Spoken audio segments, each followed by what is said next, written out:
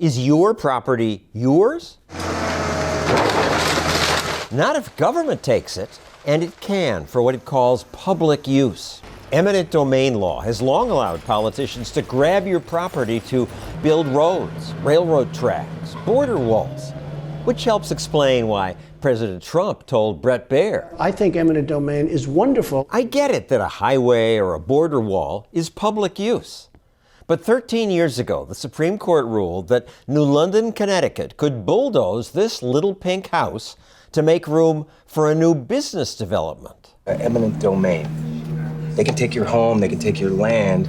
In the soon-to-be-released movie, Catherine Keener plays Susette Kelo, the owner of that little pink house, here learning that she has no right to her own property. How could somebody break into my house and take everything I have and go to jail? Oh, you could shoot them. I could shoot them.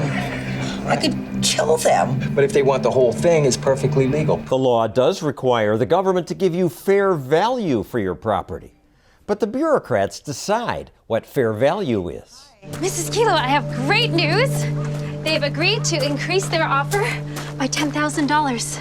Susette Kelo didn't want the money. She wanted to keep her home. But the government said no. So the bulldozers came. 90 families left. Susette and 6 others refused to leave. While this was going on, I interviewed the real-life Kelo. We were backed into corners, like animals in a corner. I gave the city's lawyer a hard time about that. Any group of politicians can kick you out of your home. Well, that's true. But that's true if you want to put up a road, for example. The question is this serving an important public purpose? And we say it is. It's given them a lot of power. Yes, that's true. A libertarian law firm, the Institute for Justice, took Susette's case all the way to the U.S. Supreme Court, where Justice Sandra Day O'Connor pushed back against the taking. Say you had a Motel 6, and the city says, well, if we had a Ritz-Carlton, we would have higher taxes. Now, is that okay? Yes, Your Honor, that would be okay. So you can take from A to give to B if B pays more taxes? If it is a significant amount, yes. Susette's lawyer responded this way.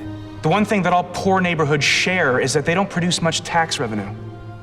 If the court affirms the lower court's decision, then you would put poor neighborhoods and working class neighborhoods like Fort Trumbull in jeopardy.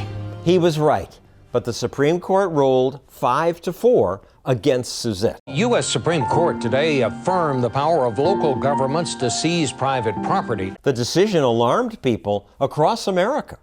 Some states passed laws limiting their politicians' right to grab your property. In New London, people rallied around Susette. Thank you all for fighting so hard. But that fight was over. They'd lost. Years later, I went with Susette Kelo to look at the place New London said was going to be a booming development. This are my stairs, and I had a long porch, and this is where the house was. The city said they had to tear the houses down because development would happen. Tax revenues, all kinds of cool new things, and yet this is what they got. No hotel or upscale housing, no conference center, no nothing. Kelo's house has been torn down and the lot where it once stood is vacant. It's still empty. Even today, 13 years later, there's no development. It's just unused land. The politicians were wrong.